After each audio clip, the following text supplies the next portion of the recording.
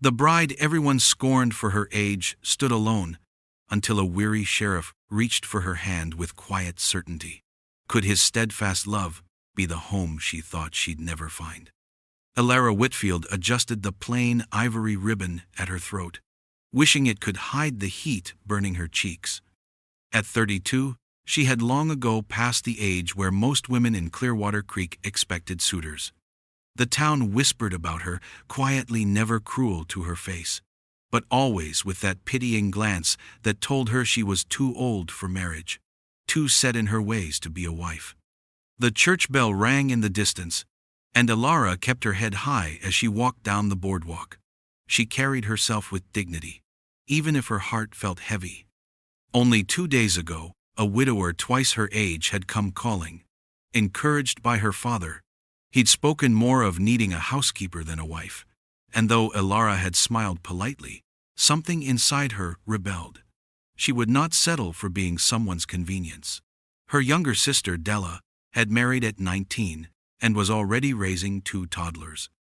At family suppers, their mother often sighed, as though Elara's empty ring finger were a shameful wound upon the household. Elara had learned to fold her napkin, keep her voice even, and ignore the sting of being overlooked. But tonight, as she passed the saloon, she caught sight of him, the sheriff. Sheriff Cole Markham leaned against the rail outside his office, his hat tilted low against the sinking Sunday. He was a man of broad shoulders and steady silences, carrying years of solitude like an extra weight on his gun belt. Cole had buried his young wife nearly a decade ago, and while women admired him from afar, no one dared cross the distance that loss had carved in him. For a moment, their eyes met across the street. Elara felt her stomach twist, not with girlish flutters, but with something deeper, a recognition, a mirror of loneliness. She looked away quickly, reminding herself he wasn't for her. No one was. At home, the supper table was lively with her father's booming laugh and Della's chatter about her children. Elara listened, smiling when expected, but her mind wandered back to that silent gaze. She could still feel the way it held her, steady and unjudging, as though her age, her supposed shortcomings, had never been considered flaws at all. When the meal ended, her father brought up the widower again. "He'll call tomorrow, Elara. It's a good match. Don't be foolish." Elara's hands tightened on her napkin. She wanted to protest, to say she'd rather remain unmarried than live as someone's afterthought, but the words stuck in her throat. She excused herself quietly, stepping out onto the porch. The night air was crisp, filled with the scent of sagebrush and distant rain. She lifted her eyes to the stars and whispered, "Surely there's more than this. Surely someone will see me for who I am, not what I lack." In the shadows at the edge of the street, Sheriff Cole Markham paused in his evening patrol, his gaze drawn to the Whitfield porch. He heard her words, soft but resolute, and for the first time in years, something stirred in him hope. If you've ever believed love comes too late, wait until you see what happens when Sheriff Markham finally steps forward. The following morning, Elara carried a basket of bread to the mercantile. Her family expected her to keep busy with errands. If she wasn't cooking, she was sewing, and if she wasn't sewing, she was running from one end of town to the other. It made her feel useful, though never enough, to quiet the nagging question of her place in the world.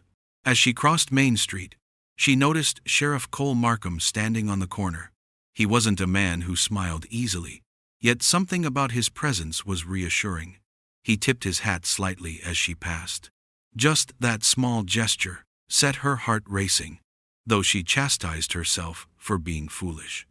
Inside the mercantile, Mrs. Toller leaned across the counter. "Elara Whitfield, I heard a certain widower has eyes on you. Isn't that something?" Her tone was syrupy, sweet, but her eyes were sharp, already savoring the gossip. Elara forced a polite laugh. People hear all sorts of things. She paid for the spool of thread and jar of molasses she needed, wishing she could vanish from the town's constant scrutiny. When she stepped outside, Cole was still there. This time he spoke. "Mornin', Miss Whitfield. Fine day for errands." His voice was low, carrying both authority and warmth. Elara blinked, surprised he'd addressed her at all. "Yes, Sheriff, a fine day indeed." For a heartbeat, they stood in silence, the air between them charged with something unspoken. Then a ruckus broke out near the saloon, two ranch hands shoving each other over a spilled drink. Cole excused himself with a nod, moving swiftly to break it up. Elara watched the way he handled the fight, not with fists, but with firm words and steady composure. He didn't need to shout. His presence alone commanded respect. That evening, Elara's father pressed her again. "You'll accept the widower's call, girl. A woman past 30 can't afford to be choosy." Something inside her snapped. "I will not marry a man who wants a servant more than a partner," she said, her voice sharp with conviction. The room fell silent. Her father's face darkened, but her mother's eyes held a flicker of pride, quickly hidden. Elara excused herself, heart pounding, and went for a walk along the dusty street. She didn't expect to see Sheriff Markham there, finishing his rounds. When their paths crossed under the lantern light, he paused. "You look troubled," he said gently. Elara hesitated, then allowed herself honesty. "It seems I'm too old for choice, too old for dreams. At least, that's what everyone tells me." Cole's gaze was steady, his voice firm. "Dreams don't have an age, Miss Whitfield, and neither does respect." The words struck her deeper than she cared to admit. She nodded, unable to speak, and continued walking with the warmth of his voice following her. Behind her, Cole watched until she disappeared into the night, a thought pressing in his mind. Perhaps she was the reason his heart had never moved on. The morning sun spilled over Clearwater Creek, casting gold across the clapboard buildings. Elara hurried through her chores, her mind replaying Sheriff Markham's words from the night before. Dreams don't have an age. Neither does respect. No man had ever spoken to her that way. Not as a daughter to be bartered, not as a woman past her prime, but simply as a person worth regard. She busied herself with baking, kneading dough, until her arms ached. The Whitfield household never lacked bread, though appreciation was in short supply. As the loaves cooled, an idea took root. She wrapped one carefully in cloth, and with her shawl about her shoulders, walked into town. The sheriff's office was quiet, the door propped open. Cole sat behind his desk, scanning a stack of reports. His broad frame filled the chair, his expression serious but not unkind. When he noticed her at the threshold, surprise flickered in his eyes. "Miss Whitfield," he said, standing, "what brings you here?" Elara lifted the bundle. "Bread. Fresh from this morning. I thought you might like some." For a long moment, he simply looked at her, as though no one had done such a thing for him in years. Slowly, he accepted it. "That's mighty kind." His voice was softer now, edged with something she couldn't quite name. She smiled faintly. "Kindness costs little." Before he could reply, a man stumbled into the office, dusty hat, sweat-stained shirt. "Sheriff! Bandits hit a supply wagon out by Red Mesa. Took off with everything." Cole grabbed his hat and rifle, his movements efficient. He glanced at Elara, torn between duty and courtesy. "I'll see this returned, Miss Whitfield. Thank you again." She nodded, stepping aside as he hurried out. Watching him mount his horse, she felt a strange pride swell in her chest. He was a man who lived by honor, not appearances. Later that afternoon, Elara walked home along the creek. Children played on the banks, and Della waved from across the street with her little ones in tow. Elara returned the wave, though her thoughts remained elsewhere on a quiet office, a grateful glance, the way Cole's roughened hand had lingered just slightly when taking her gift. That evening, her father announced that the widower would arrive the next day, insistent on courting her properly. Elara kept her face composed, but dread churned inside her. She thought of Cole's steady gaze, his words about respect, and something within her refused to yield. When the stars rose over Clearwater, Elara stood once more on the porch. She whispered into the night, though no one was near to hear. I won't let myself be given away. Not when I've only just begun to believe I might be worthy of more. Unbeknownst to her, Sheriff Markham had returned from Red Mesa and was passing by on patrol. He slowed, hearing her voice carry on the wind, and his chest tightened. For years he had walked alone. Now, a woman's courage was stirring something long dormant, and for the first time, he considered that maybe, just maybe, his solitude wasn't meant to last. The Whitfield home smelled of roasted chicken and potatoes when Mr. Ambrose Yarrow arrived. He was a man in his late 50s, with a paunch that strained against his waistcoat and hands that looked more accustomed to counting coins than working the land. His thinning hair was oiled back, his smile wide but hollow. Miss Whitfield, he said, bowing stiffly as though she were a prized horse on display. Your father tells me you're as steady with a household as you are with a garden. That's exactly the sort of wife I need. Elara's stomach tightened. She offered him a polite nod. Though every word confirmed what she already feared, he wasn't looking for companionship, only convenience. Throughout supper, Ambrose droned on about his property, his accounts, his need for someone to manage his home while he expanded his ventures. Not once did he ask Elara about her interests, her thoughts, or her heart. She answered only when necessary, her face composed, though her mother's furtive glances urged her to be agreeable. After the meal, Ambrose requested a walk in the garden. Reluctantly, Elara agreed. The twilight air was cool, cicadas humming in the distance. You're fortunate, Miss Whitfield, Ambrose said, adjusting his cuffs. Most women your age have no prospects at all. I'm offering you comfort, respectability, and a secure future. You'd be wise to accept. Elara's jaw clenched. She drew a steady breath, summoning the courage that had been growing within her since Sheriff Markham's words. With all due respect, Mr. Yarrow, I am not a woman to be pitied, nor a bargain to be taken because no one else will. I want a marriage built on respect and care, not duty alone. Ambrose blinked, clearly unaccustomed to resistance. You'll reconsider, he said sharply, his tone more command than suggestion. I'll call again next week. Your father will see reason if you do not. He left without another word, boots crunching against the gravel. Elara exhaled, her hands trembling though her voice had not faltered. She turned toward the porch and froze. In the shadows near the road stood Sheriff Markham, his hat low, his expression unreadable. He must have overheard at least part of the exchange. Their eyes met, and for an instant she felt utterly bare, as though he could see straight through the layers of composure she'd wrapped around herself. Evening, Miss Whitfield, he said quietly. Her breath caught. Evening, Sheriff. He lingered, as though he wished to say more, then touched the brim of his hat and continued his patrol. But Elara knew something had shifted. She had spoken her truth aloud, not just to a suitor, but into the night where Cole Markham had been listening. Later, as she sat alone in her room, she replayed his voice in her mind, the calm strength in it, the way it made her feel seen. For the first time in years, she felt her heart stir with possibility. And in his own quarters across town, Sheriff Markham lay awake longer than usual, the memory of her defiance against Ambrose Yarrow burning bright. A woman of courage, he thought. Perhaps the very courage he'd been waiting for. The next morning dawned heavy with clouds, a gray veil hanging low over Clearwater Creek. Elara rose early, her mind unsettled by the memory of Mr. Yarrow's visit.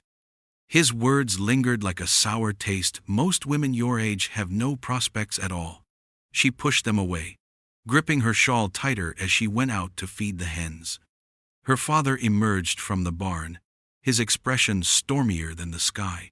Ambrose Yarrow is a good man, he barked. You'll not throw away his offer out of pride. Elara straightened. It isn't pride, father. It's a principle. I will not marry a man who sees me as a tool. His jaw set like stone. You are 32. This is likely your last chance for respectability. Think of your family's standing. Respectability means nothing if I lose myself in the process, she said softly, but firmly. Her father muttered darkly and stalked off. Elara's hands trembled, though not with fear, with resolve. For years, she had let others speak over her. No longer. Later that day, she walked into town with a basket of preserves to deliver to Mrs. Toller. Passing the sheriff's office, she hesitated. The door was half open, and inside sat Cole Markham, polishing his revolver with quiet precision. He looked up at her pause, and something unspoken flickered in his eyes. "Afternoon, Miss Whitfield," he said, setting the gun aside.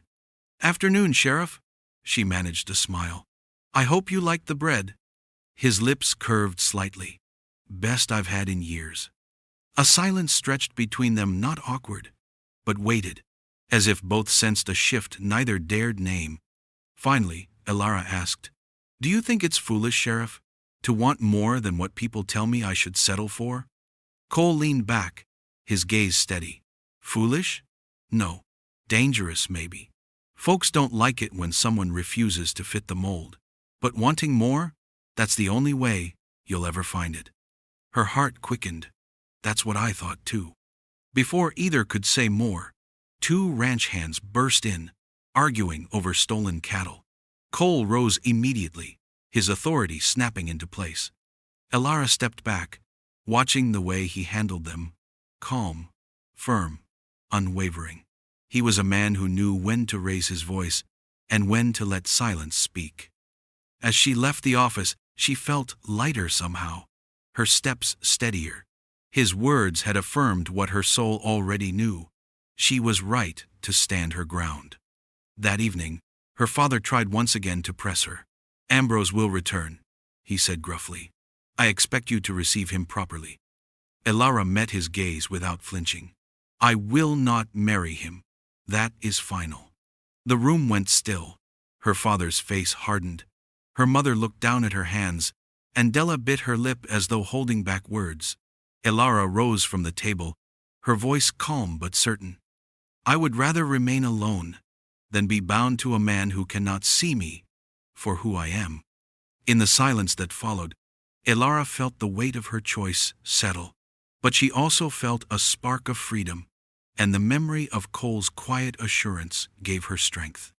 Across town, the sheriff stood on the boardwalk in the fading light, thinking of Elara Whitfield. She was no meek spinster to be bartered away.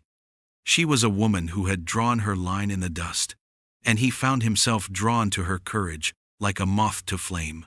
Clearwater Creek bustled with Saturday trade, wagons lining the street, and voices rising in a chorus of deals, gossip, and greetings. Elara carried her basket of mended linens to Mrs. Fletcher's stall. She kept her chin high, though she felt the weight of eyes following her, always watching, always measuring. 32, and still unwed, she overheard one woman murmur as she passed.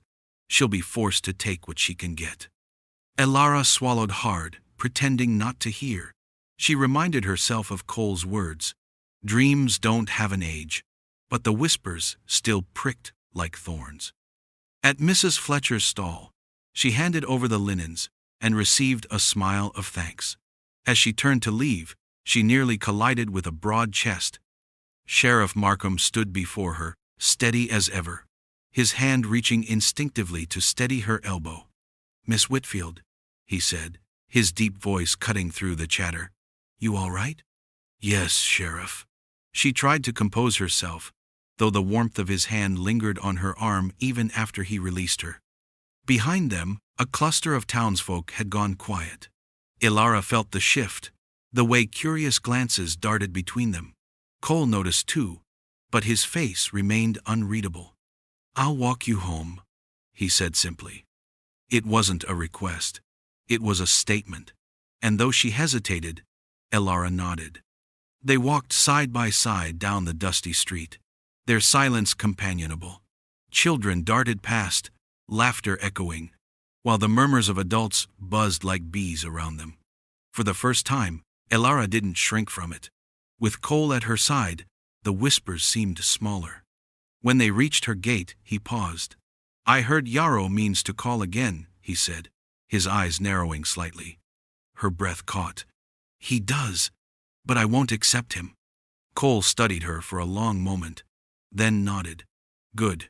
A man like that doesn't deserve you. The words sent heat rushing to her cheeks. And what kind of man would? She asked softly, surprising herself.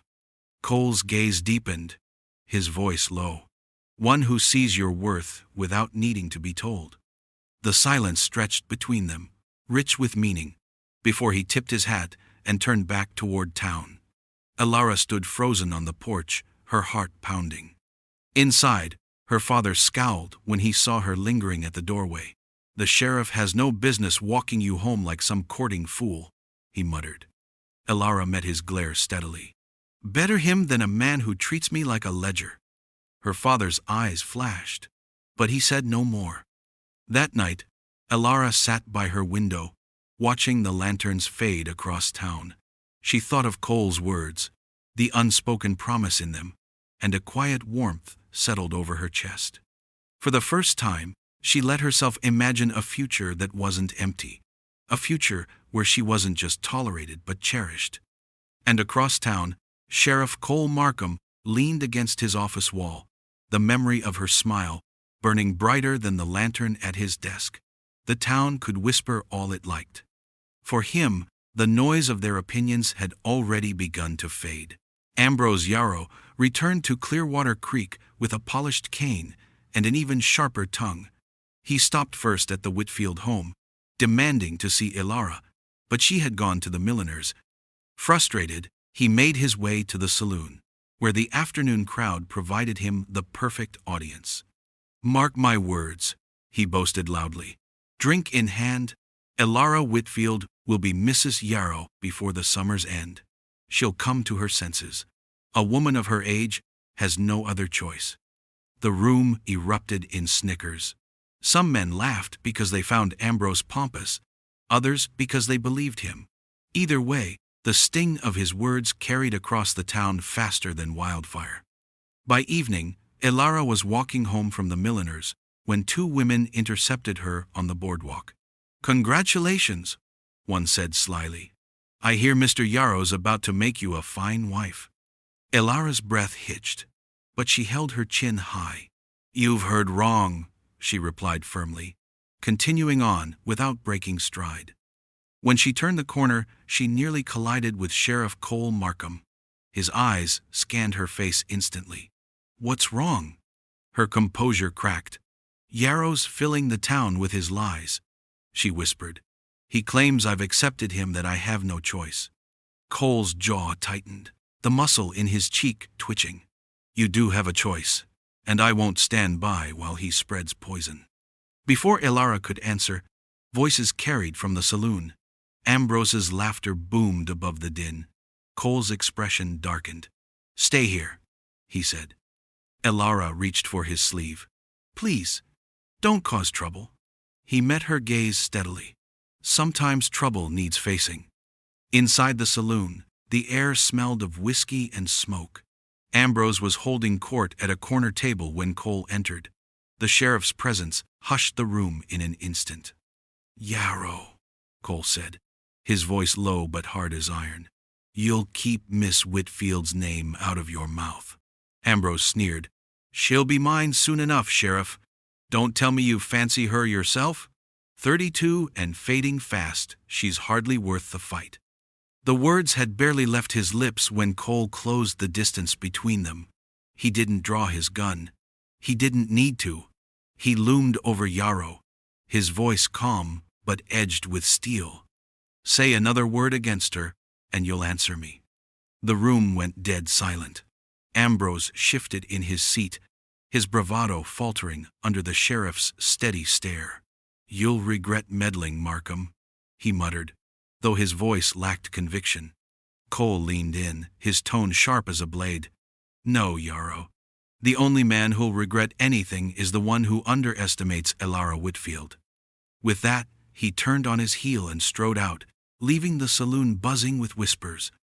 Outside, Elara stood waiting, worry etched in her features. When Cole saw her, his expression softened. It's done, he said simply.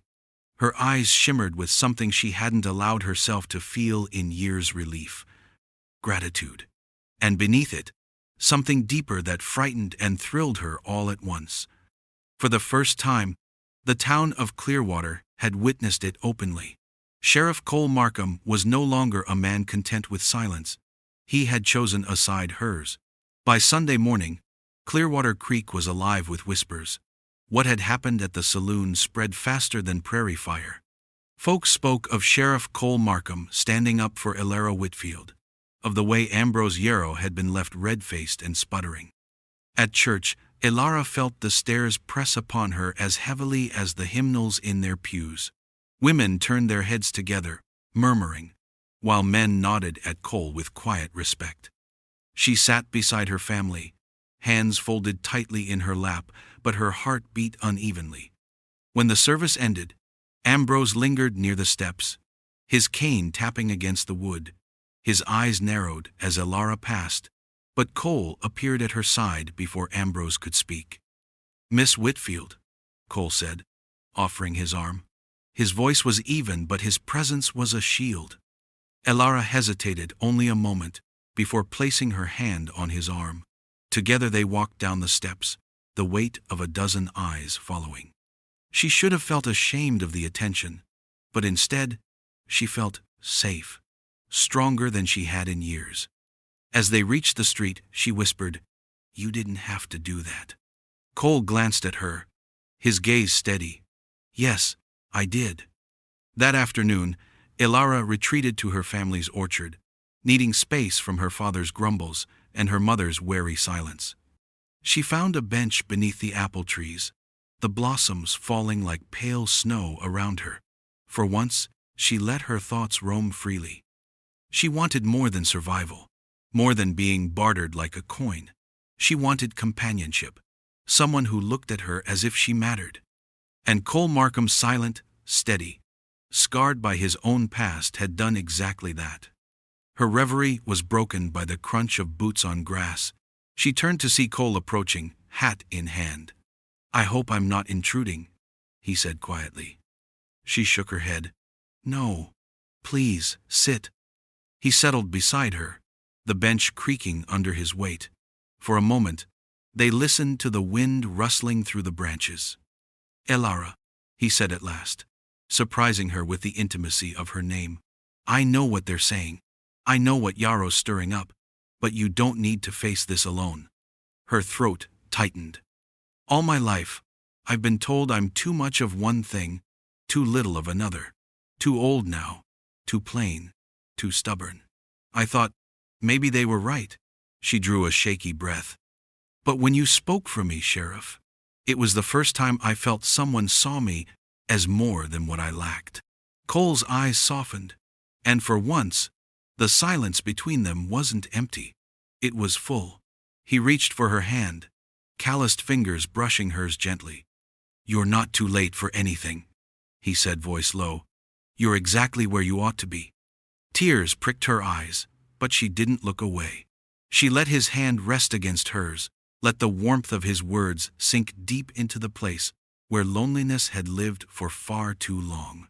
In that orchard, with blossoms falling around them, Elara felt something bloom inside her heart for the first time in years, hope that this, whatever it was, could grow into something lasting.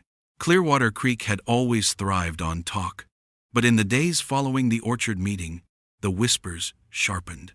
Some said Elara Whitfield had finally caught herself a man. Others claimed Sheriff Markham was lowering himself by courting a woman past her bloom. Elara heard it at the mercantile, at the pump, even in church. Her father grew more sour by the day. "Do you mean to ruin yourself entirely?" he demanded one evening. "First you spurn Yarrow, now you let the sheriff parade you about as though you were a love-struck girl. You'll bring disgrace to this family." Elara stood straighter than she ever had before. "Sheriff Markham is a man of honor. If being seen in his company is disgraceful, then I'll wear it gladly." Her father's face went red, but before he could speak, Della interjected softly, "She's right. Better Cole Markham than Ambrose Yarrow." For once, Elara wasn't standing alone. But Ambrose wasn't done. By Friday, he had gathered 3 men at the saloon, all too eager to echo his boasts. He told anyone who'd listen that Elara was his by agreement, that her family had promised her hand, that Markham was interfering in matters that weren't his concern. That night, Cole found Elara at her gate. "Yarrow's spreading lies again," he said, his voice taut with anger he seldom showed. "He's making it sound as though you're his property." Her hands tightened on the rail. "I won't let him define me. Not anymore." Cole's gaze was steady, but beneath it was a flicker of vulnerability. "If I speak openly, Elara, if I claim you before the whole town, are you ready for what comes with it? The talk won't stop. It'll get louder." Elara drew a breath, her heart hammering. She thought of the orchard blossoms, of his hand covering hers, of the quiet strength in his voice when he told her she wasn't too late. "I'm ready," she whispered. The next evening, the town gathered in the square for the weekly market. Stalls brimmed with produce and goods, lanterns flickered as the sun sank low. Ambrose was there, of course, puffed up and loud. When he spotted Elara, he raised his voice for all to hear. "Miss Whitfield, come, walk with me. The town ought to see the future Mrs. Yarrow at my side." The crowd went still, eyes turning toward her. Elara froze for a heartbeat, but then Cole stepped forward, his presence commanding silence. "She won't walk with you, Yarrow," he said, his voice carrying across the square. "Because she's not yours to claim." Ambrose sneered. "And what gives you the right, Sheriff?" Cole glanced at Elara, his expression softening only for her. "Because I see her worth, because I respect her, and because I aim to court her properly if she'll have me." Gasps rippled through the crowd. All eyes swung to Elara. Her heart pounded, but her voice was steady. "Yes, Sheriff, I will." A hush fell over Clearwater Creek, broken only by Ambrose's sputtering. But no one rallied to his side. The people had seen enough. They knew the sheriff's word carried more weight than his boasts. As Cole offered his arm, Elara took it, walking with him through the square. For the first time she didn't care about the whispers. Let them talk. The truth was stronger, and it was written in the way his hand closed warmly over hers. The weeks after the market confrontation passed, like a gentle tide, the town still buzzed with talk. But now the whispers carried a different tone. Curiosity, even admiration. Ambrose Yarrow, stripped of his bluster, packed up his affairs and left Clearwater Creek in a huff, leaving nothing behind but the sour taste of his arrogance. For Elara, each day felt lighter. No longer did she walk the streets with lowered eyes. With Cole beside her, she felt the sting of gossip fade to nothing more than noise in the wind. When neighbors stared, she lifted her chin. When they whispered, she smiled. She was no longer the spinster daughter to be pitied. She was a woman, finally seen. One golden afternoon, Cole invited her to the sheriff's homestead, just beyond the edge of town. The small ranch lay quiet under the sun, its fences weathered but strong, the fields dotted with grazing horses. It was a simple place, but it bore the marks of care and steadiness like him. "I don't bring folks here often," he said, guiding her to the porch. "After my wife passed, I thought this house would stay empty forever, but now it feels different." Elara touched the railing, her eyes soft. "Because you've let someone in again." He studied her for a long moment, his gaze unguarded. "Because I've found someone who belongs here." Her heart swelled. For years she had been told she belonged nowhere, that her worth had dwindled with her youth. And now there was a man telling her she was exactly where she was meant to be. As summer settled over Clearwater Creek, their courtship blossomed in quiet moments. Shared walks along the creek bed, evenings on the porch watching the stars, laughter over meals that once would have been silent. Cole was not a man of flowery words, but his actions spoke louder, with his steady hand at her back, the way he looked at her as though time had never diminished her value. One evening, with the town gathered for the harvest festival, Cole stood before the lantern-lit crowd. He wasn't a man who enjoyed the spotlight, but his voice was firm as he took Elara's hand. "Clearwater's always known me as a man of duty," he said. "But duty's not enough. A man needs purpose. And I've found mine in Elara Whitfield. She's braver than most men I know, stronger than the whispers. And she's the woman I want by my side for the rest of my days." Gasps rose, then applause. Elara's eyes filled with tears, but she held her head high as he slipped a simple silver ring onto her finger. In that moment, the years of dismissal, the sting of rejection, all melted away. She wasn't too old. She wasn't too late. She was chosen fully, deeply, and with honor. As the music struck up and the town cheered, Cole drew her into his arms. "From now on," he whispered, "you walk with me, always." And with her hand clasped in his, Elara knew her story had only just begun. If you've ever been told love has passed you by, let Elara's story remind you. Sometimes the best chapters of life don't come early. They come exactly when they're meant to.